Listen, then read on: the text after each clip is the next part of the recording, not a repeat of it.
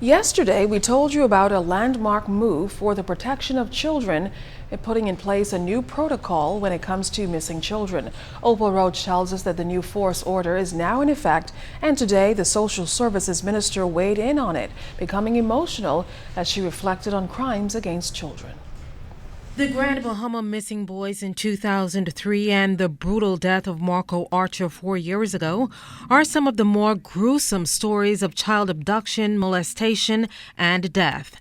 And while those children were brutally killed, the horror story of a 6-year-old missing girl several years ago sent shockwaves across the country. A 6-year-old was taken and left for dead after she had been sexually assaulted in the southern district, but only through the mercy of God, that child. And every time I think of it, I get emotional because I remember it at that time, and I remember visiting that child in hospital.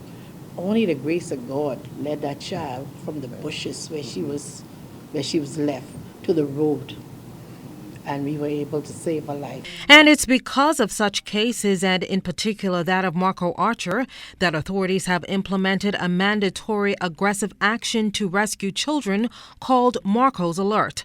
Once a child is reported missing and authorities are satisfied that he or she is in danger, an alert form is filled out and the alarm is sounded. The agreement that we have with the police now is that effective immediately, this process will be used. I think this is a very, very important intervention into the care and protection of our children, and we should all work together. I encourage all the partners to work with the police, the media, etc. Everyone becomes extremely important because, like I say, our children are precious future. Now, Marco's Alert and amendments to the Child Protection Act are to be complemented by the Sexual Offenders Register.